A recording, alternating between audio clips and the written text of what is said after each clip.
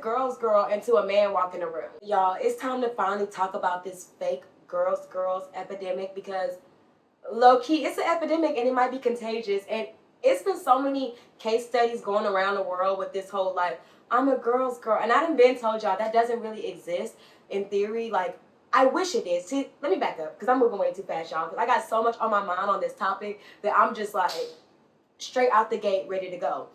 I love the idea of a girl's girl, as I'm sure you do too. That's why you clicked on this video. I love the idea of girls being there for each other, uplifting each other, like the cute little girl squad, sister squad, or whatever. But let me tell you something. In this day and age, real girls are hard to find. I'm not saying that they don't exist. Welcome. I know the ones that are in this tribe, we are in here thick. But out here in the wild, and just like, you know, these case studies we're going to look at, everybody's in competition. Everybody's a girl's girl until a man walk in the room, right? Everybody is a girl's girl until we are now vying for attention of the penis people. And I want to talk about that, because I think that there is something to that. So that's what we're going to be getting into today. But before I get ahead of myself, first, let me apologize for my voice, y'all, because I was screaming the Jonas Brothers lyrics at the top of my lungs last night. So pardon me. But secondly, hey, welcome back to my channel, guys. And if you've never seen my face before, then hello, my name is Jessica Banks. I'm so excited to have you guys on this channel. We talk about everything from femininity, glow up, productivity, and today, why is nobody a girls for real? And why is the fake girls so lucrative? Like, why is cosplaying someone that just genuinely likes the tribe that they belong to make so much money, while you can backdoor and do the exact opposite? So we're going to be examining 3 case studies today. First, of course, Taylor Swift. And before y'all jump down my neck, I'm a Swiftie, but I'm also a realist, and I like to talk. I like to have discourse. So Taylor Swift, bring your behind to the front of the congregation. We're going to also be talking about GloRilla. Again, I know some people are going to be upset about this. I like GloRilla, realistically. I do. But sis has been moving a little weird, and it's time to shed some light on there. So Glo, I need you to also bring your Kurt behind. Go ahead, bring it up to the front. We need to talk. And then I'm going to end this with Sweeney. Like, I'm going to end this with Sydney Sweeney. Guys, not a fan. The 2 other girls on this list I'm genuinely a fan of, but I can still call out unsavory behavior. And also, y'all, we're not just on here gossiping. I'm not just talking about, okay, the fake girls, because it's like, and then what? I'm really out here trying to do the Lord's work. I want to talk about, like, how can you spot one of these? How can you not fall into the trap of being a fake girl yourself? And also, y'all, and this was important, how to still play the game, because you can only dictate what you got going on. You can't go out here and zap your magic wand and make everybody all of a sudden be genuine in their intentions. Like, that's not real life. We got to come out of Delulu land just for a second and understand that at the end of the day, you are also still in competition. And if you keep trying to, like, play that nice girl role, you're going to always stay at the bottom, okay? And behind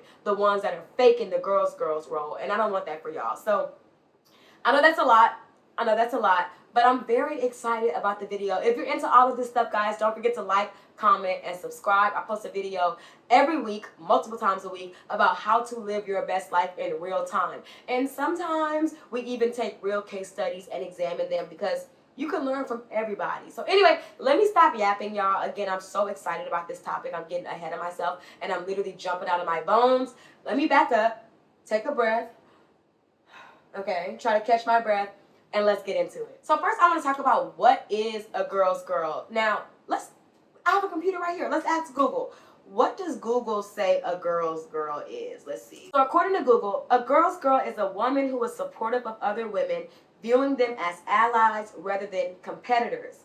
This person uplifts and celebrates other women, doesn't tear them down out of jealousy or for male attention, ding, ding, ding, and prioritizes female well-being and solidarity. So that is what Google says a girl's girl is. And honestly, I'm down with that. I like that definition. So we're going to go with that one. Why is faking being a girl's girl so lucrative? Well, because everybody genuinely wants to belong to something. I think as women, we do actually want this, like, theoretical community of women that uplifts each other. But unfortunately for us, we do live in a patriarchal society.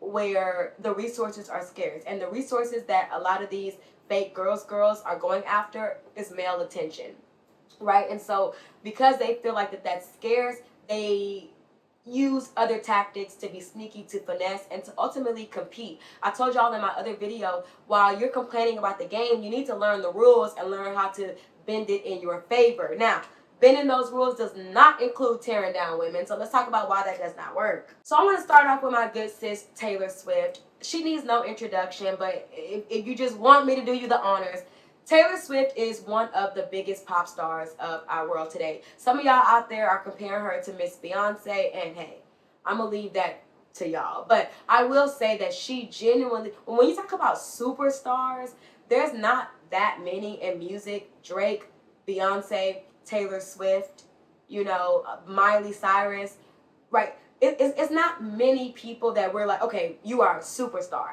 Taylor Swift is a superstar. Now, whether she deserves that title because of talent, songwriting, dance ability, or the lack thereof, that's up for you to decide. But what we cannot debate is that she is on superstar status. One of the things that solidified her on this status was she had the Sister Squad. Shout out to James Charles. I don't know what exactly her little squad was called, but she would be seen with 15 bad bitches. I mean, Zendaya was in it. Who was in Taylor Swift's little squad? Because I actually do need to know that. It was iconic. So her girl squad included famous friends like Selena Gomez, Gigi Hadid, Martha Hunt, Carly Kloss. Also, Cara Delevingne. I forgot, where is Cara Delevingne? She was everywhere at one point, and now she's nowhere. But Cara Delevingne, Lorde, Haley Steinfeld, Lena Dunham. I mean, this was a big thing. And they even were in the Bad Bloods video. That's what we should have known right then. It was never giving girls. She literally had her girl squad in a video talking about why she not friends with somebody else. Who was she talking about in the Bad? Sorry, y'all. I should have did my research. Then she had the nerve to be talking about another pop royalty, Katy Perry, who has fallen from grace. But I love Katy Perry, and we will never downplay Teenage Dream, the album. Anyway, I went on a little tangent there, but you get the idea. She kind of blew up with this squad of beautiful, model-esque baddies that were the girl squad, and they reprised their roles in her Bad Blood video while she was talking shit about Taylor Swift. I mean, when she was talking shit about Katy Perry. See, here's the deal. I said the girl squad should have been the first red flag, but that's a lie.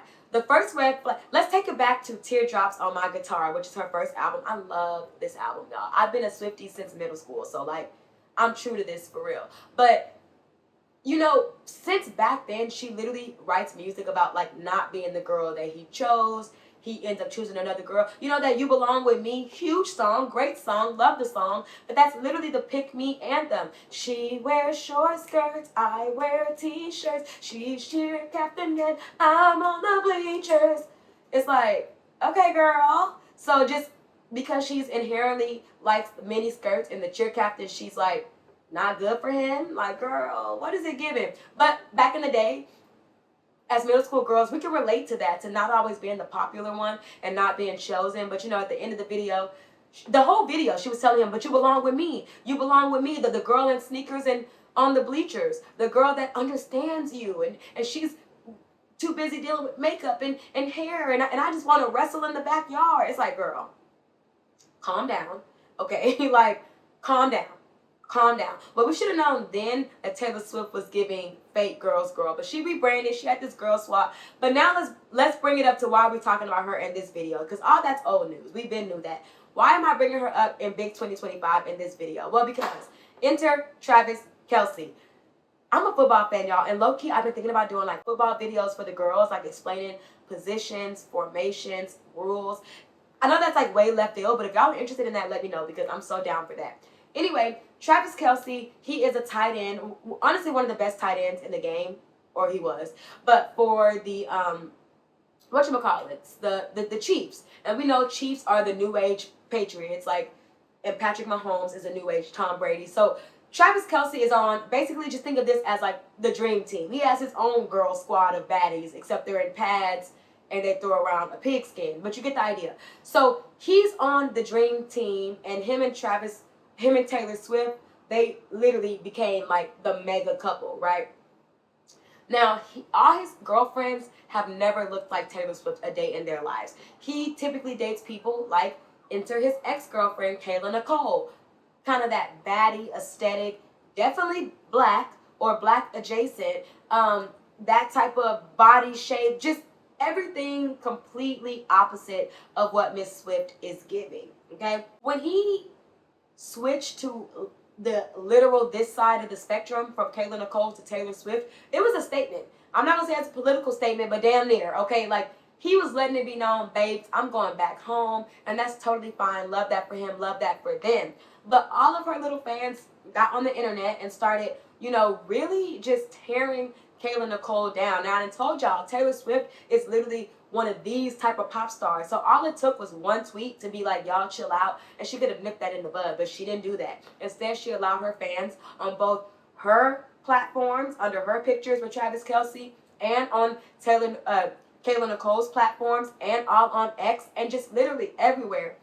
She allowed her fans to drag Kayla Nicole. I'm talking about drag being like misogynist, misogynoiristic, which is like black misogyny. I mean, it was just crazy. And she did not tell them to stop. So Kayla Nicole herself had to come out and be like, whoa, like, I am getting so much backlash simply from an ex-person that I don't even mess with no more that has moved on. So she came out, she did her whole like Dear Black Girl thing, and that was that.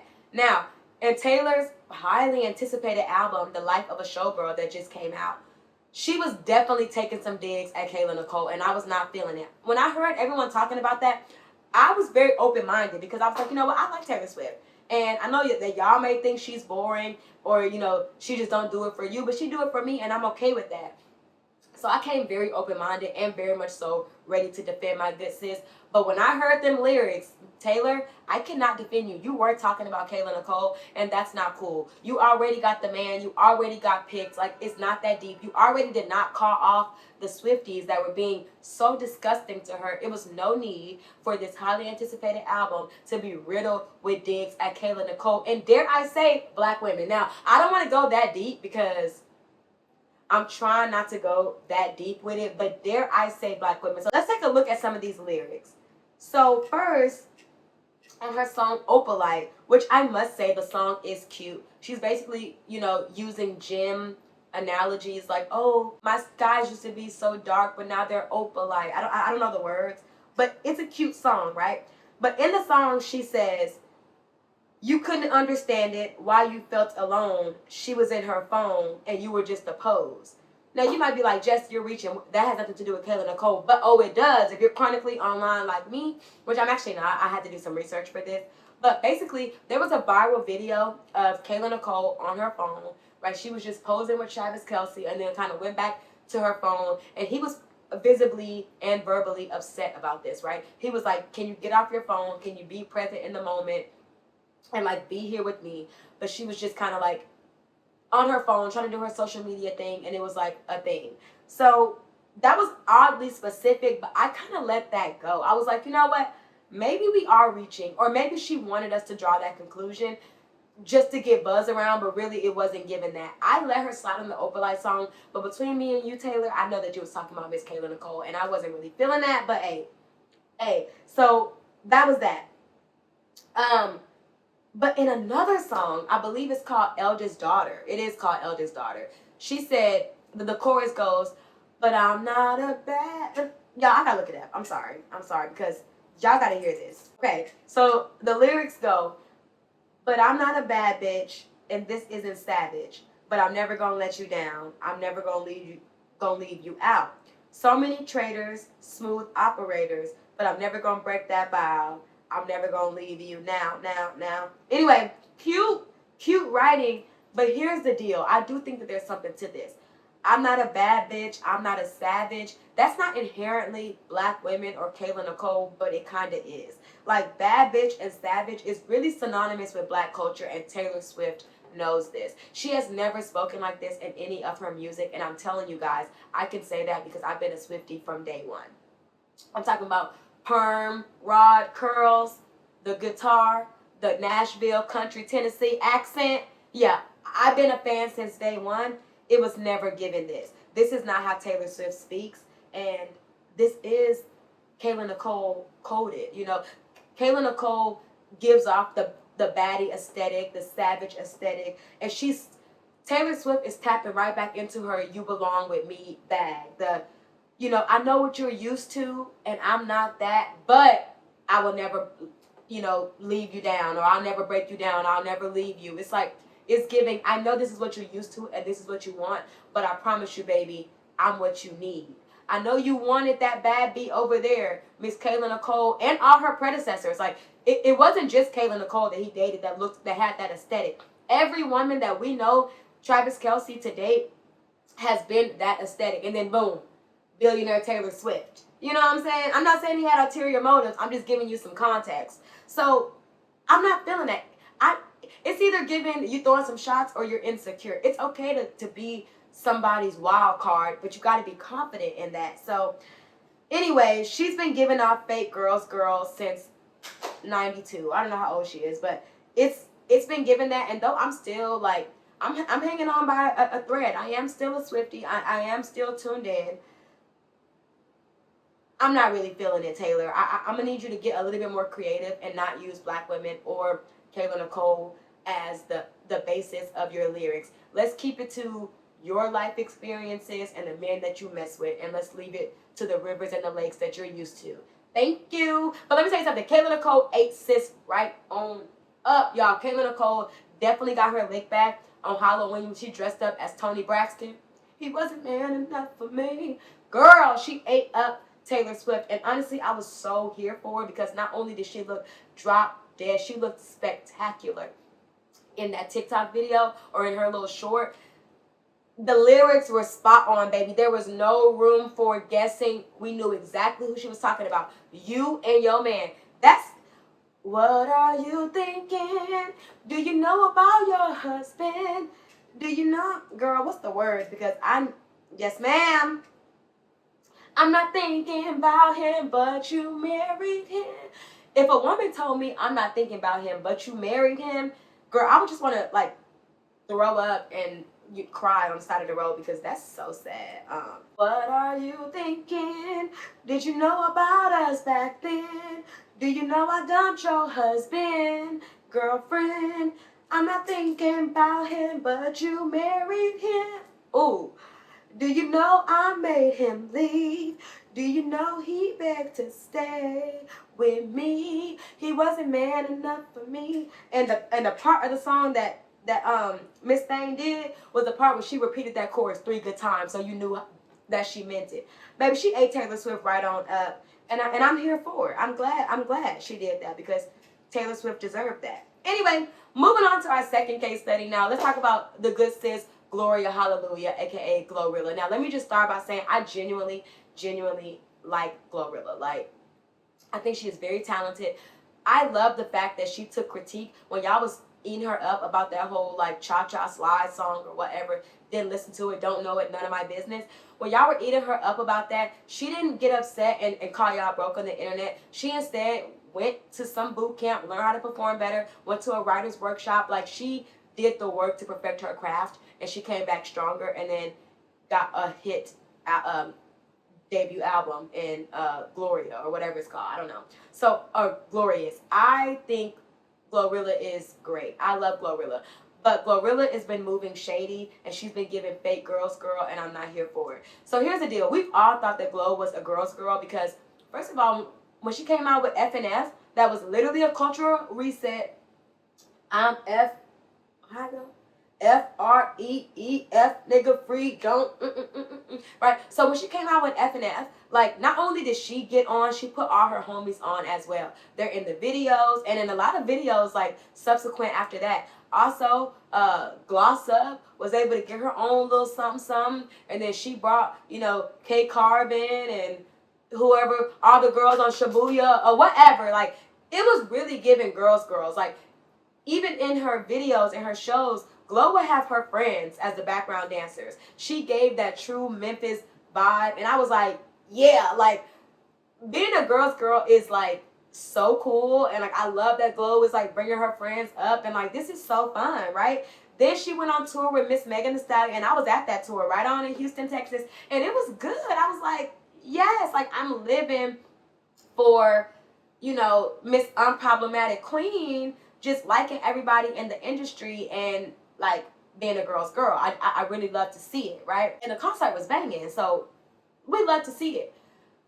But the first time she started moving a little mad, and I'm not talking about that JT stuff because JT got out of line. Like, you can have issues with girls and still be a girl's girl. That's not what I'm saying here. But when she first started moving a little mad to me was Tory Lanez had came up for, you know, not appeal, but he tried to do an appeal, or he was in the news about something, and all of these trash men, including my fave Drake, were screaming, you know, free Tory, free Tory, you know, free Tory till it's backwards, all of the things. So I'm gonna give you some context. You don't know what's going on. Tory pew-pewed Megan Thee Stallion allegedly, but he was found guilty of that charge, and now he is doing 10 years in prison behind it. Like, that's the story, open and closed. Okay, boom. So as far as we know, he did this. As far as the courts are concerned, he's done this, and they have not presented any evidence that has overturned their verdict, right? He's tried, but it just hasn't worked out for him. And so at this point, he was trying, you know, he was in the news, stirring up some stuff with his fine-ass daddy or whatever. He was doing all the stuff, and right around that time, GloRilla posted a story with a Tory Lanez song in the background. Now, she's grown and she has autonomy over her own social media accounts. You can definitely post a story of Tory Lanez, like, if you want to, but the optics are just not good, sis. Like, you were just on tour Megan Thee Stallion. You always in her face. Y'all are kind of like industry besties, and you know, allegedly, he caused her so much trauma and pain that she's openly talked about, that she's cried about, that she's been ridiculed about for years. And that just wasn't giving. Like, it's no way in hell if my bestie or internet bestie or even industry bestie was going through something so publicly with somebody, and I'm going to support them in that way, even if it's like passively supportive. It's just never given that. And I understand that Megan Thee Stallion felt some type of way about that. She unfollowed her. It was a big deal. It was like a big deal. And Glo came out and was like, ooh, y'all, my bad. It was never what y'all thought it was. Like, you know how Instagram just put a song on and we just went with it. I didn't know that it was Tory Lanez. Now, we let Glo slide with that one because she hasn't had any other charges against her. Like, she's kind of been a girl's girl since day one. So it's like, okay, bet, sis, like, we gonna let that slide.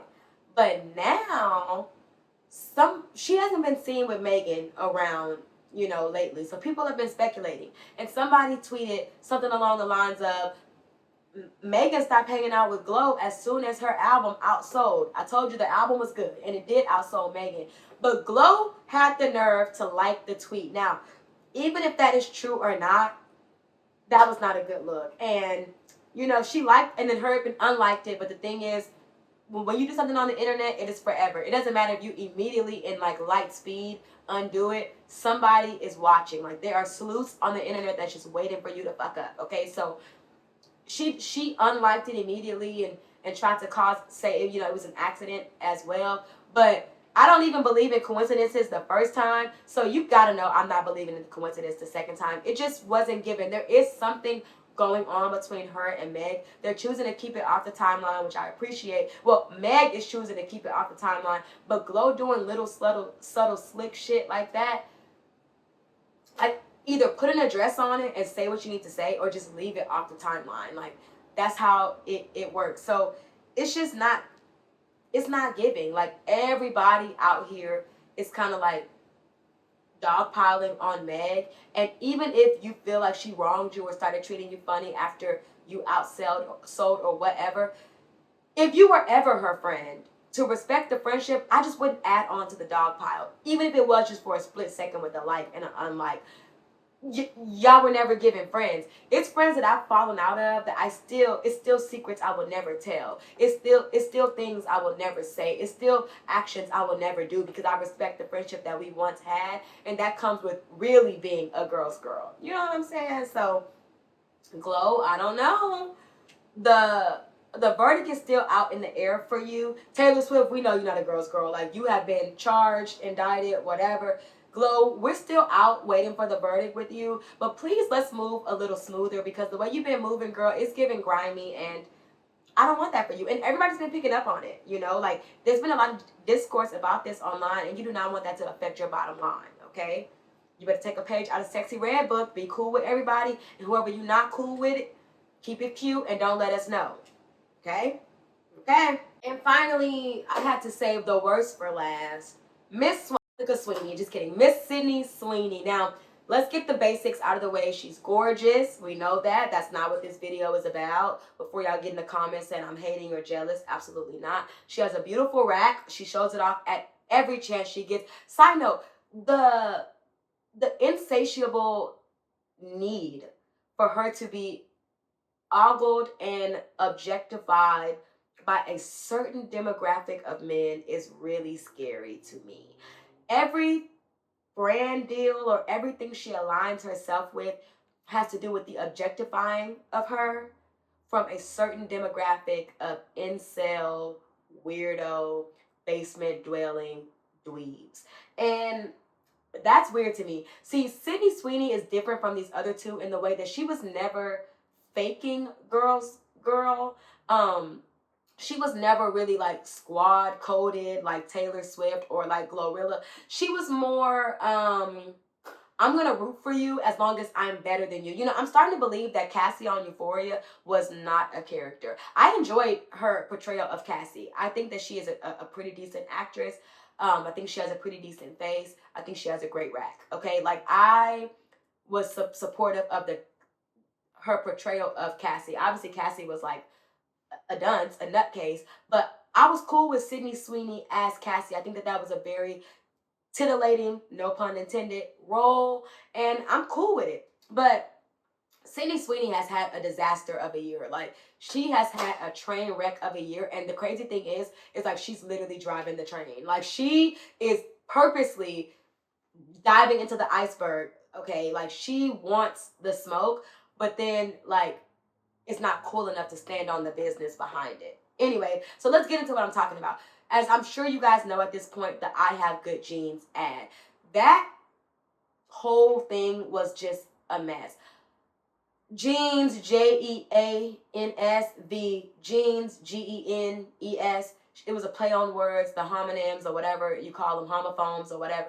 You know, she was given that, right? And that's cool. But the ad was weird. It was a play on eugenics. I have good genes, and my genes are blue. Again, she's kind of like really catering to that specific demographic of like Aryan loving people over there, you know, and it's just not really giving. And even before first of all, and the jeans ad was literally a remake of a Brooke Shields ad that she has openly came out saying that she was very uncomfortable with. She was about 14 years old. I don't even know if she was 14. She might have been 12.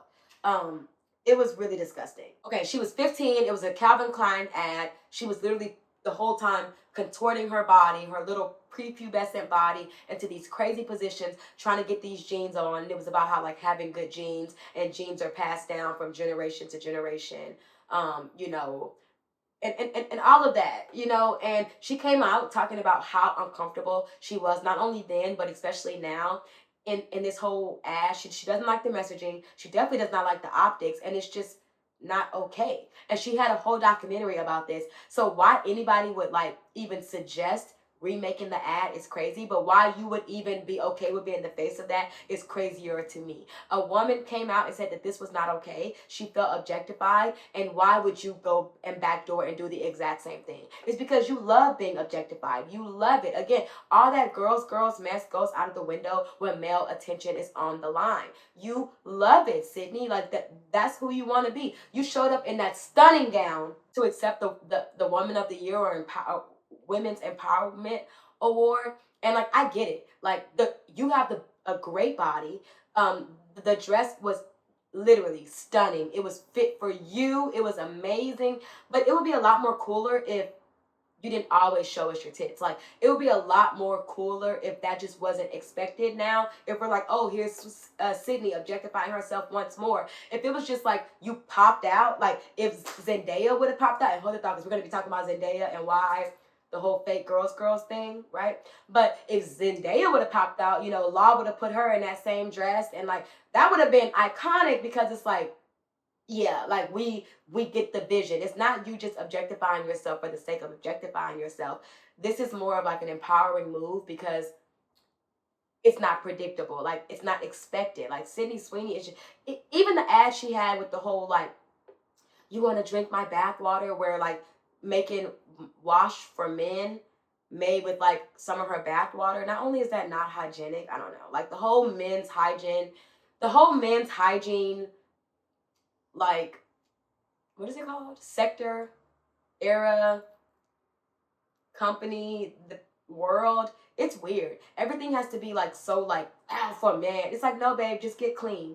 You don't need to get clean with somebody else's bathwater. Okay, you don't need to have like a army shield on the cover, like, or on the bottle. Like, girl, just get clean. Like it's okay. But anyway, I wasn't feeling that ad, whatever. So now while she's in the news, because as you know, Euphoria season 3, which honestly we don't even need a season 3, okay? But Euphoria season 3 just wrapped up filming, and allegedly it's been reported that Zendaya is like, for any of this press promo, I do not want to be next to Sydney Sweeney. Like, I'm not into her. I'm not into her politics. I'm not into how she moves. I know we're on this show together, and her role is pivotal to the show.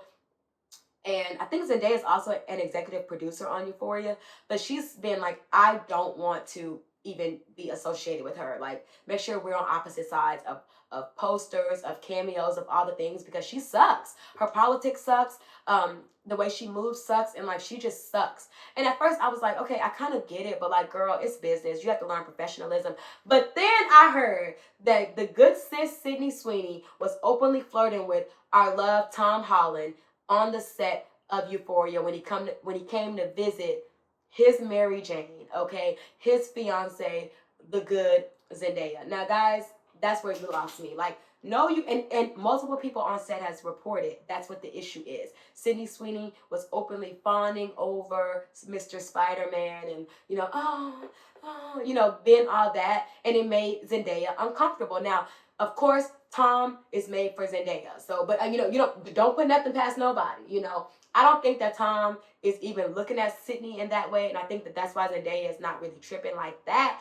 But it's the principle and the audacity, girl. You really, really, really tried it, and you're literally dating Scooter Braun, and that should have also told you guys that she is not a girl's girl. This kind of goes full circle to our Taylor Swift thing. Scooter Braun used to be Taylor Swift's manager, and he basically stole her publishing right under her. So have you ever heard like Taylor's version of songs? She had to re-record her most famous albums because he stole the publishing, and she wasn't getting any money off of her.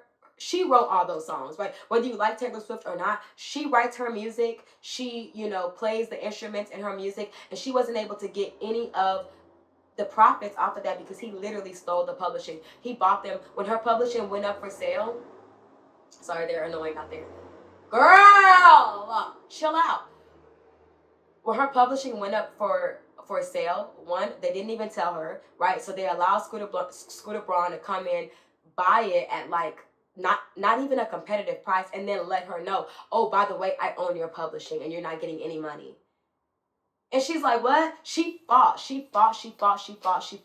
And it just ended up not working out for her. But it did work out for her because she went and just recorded her own music because, again, she wrote it. She played the little instruments. So she recorded it again, and then she was able to put Taylor's version up, which made all her money back and even a little bit more. So it worked out for Taylor Swift. But just knowing how disgusting of a person Scooter Braun is, and then you like backdoor and just be open with him, and it's just like, I mean, girl, date who you want to date, but it's never been given a girl, being a girl's girl. So the whole thing is like, so why is pretending to be a girl's girl so lucrative? Guys, the thing is, we are genuinely craving connection.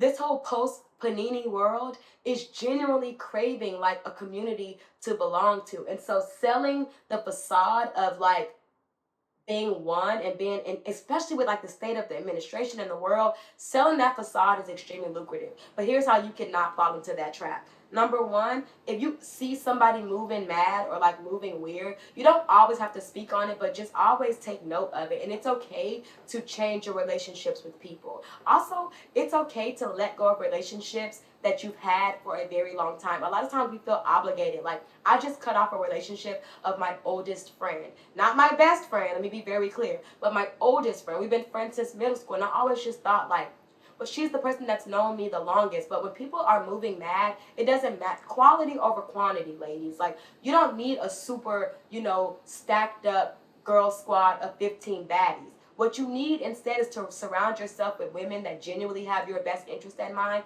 and is not competing with you and instead uplifting you. There's enough resources out here for all of us. It's definitely enough male attention for everybody. They love giving attention out. Just chill out. But there's also enough other resources like career opportunities. There's enough money. They print that shit every day. There's enough relationships, enough jobs, enough marriages, enough pets.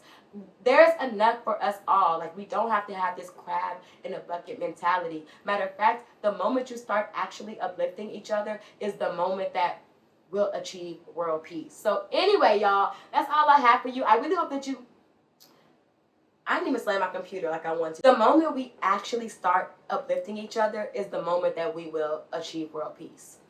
So anyway, y'all, guys, that is so satisfying. It gives like slamming a flip phone in somebody's face. But anyway, y'all, I hope that you guys enjoyed this video. I super enjoyed making it for you. And I hope that you guys are enjoying these like cultural case studies I've been doing lately. So yeah, let me know how you feel. If you have any feedback, thoughts, recipes, stories, whatever, drop them down in the comments below. I love reading all of your things. As always, guys, make good decisions and wear sunscreen. Bye. Mwah.